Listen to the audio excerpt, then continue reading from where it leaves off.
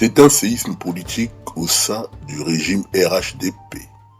L'ancien président de l'Assemblée nationale sait qu'il n'est plus le bienvenu au sein du parti de l'actuel dictateur de la Côte d'Ivoire. Alassane Dramane Ouattara a juré d'avoir la peau d'Adama Bitogo et les taux se resserrent peu à peu autour de lui.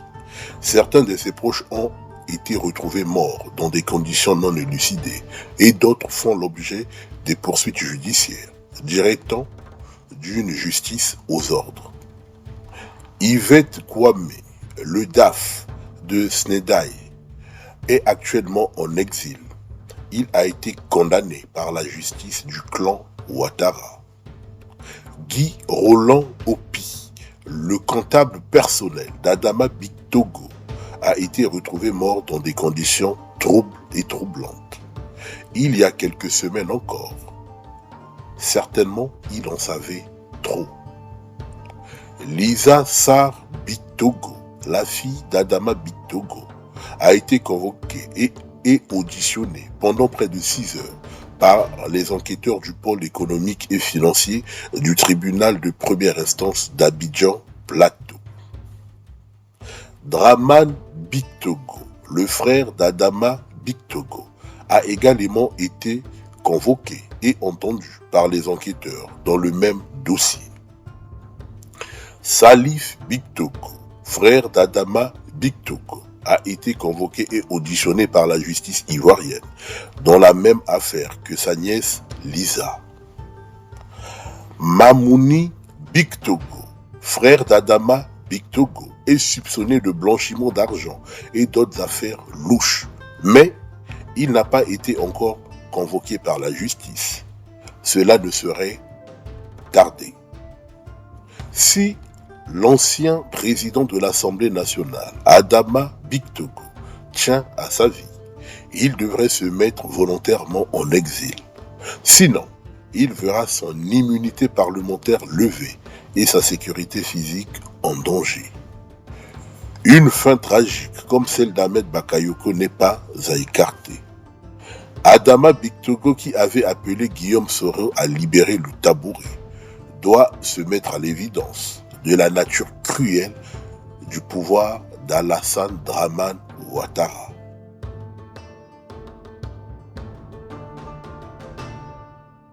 Eh bien, Bitogo fut chargé de charger Guillaume Soro.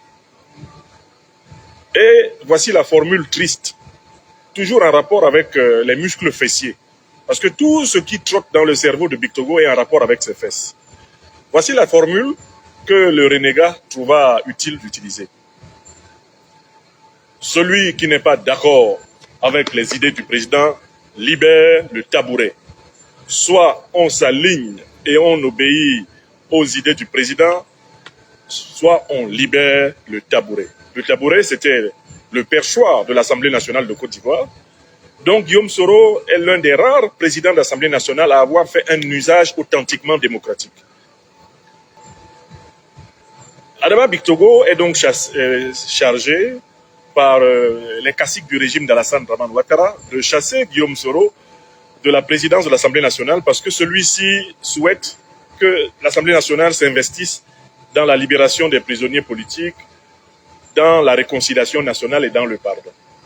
Et il utilise alors cette formule, cette triste formule de triste mémoire, soit on fait les 4 volontés du président, soit on libère le tabouret. Oh que nenni, Bitogo semble ignorer qu'Alassane Dramane Ouattara aime être entouré de gens sans ambition. Il aime être entouré de gens sans ambition parce qu'il est animé de l'illusion qu'il est l'être humain le plus intelligent de la terre de Côte d'Ivoire.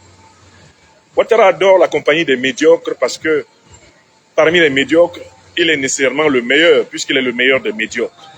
Ouattara Dramane ne supporte pas autour de lui des gens qui ont une certaine intelligence grenouillante, l'intelligence de la capture des positions, l'intelligence de l'ascension.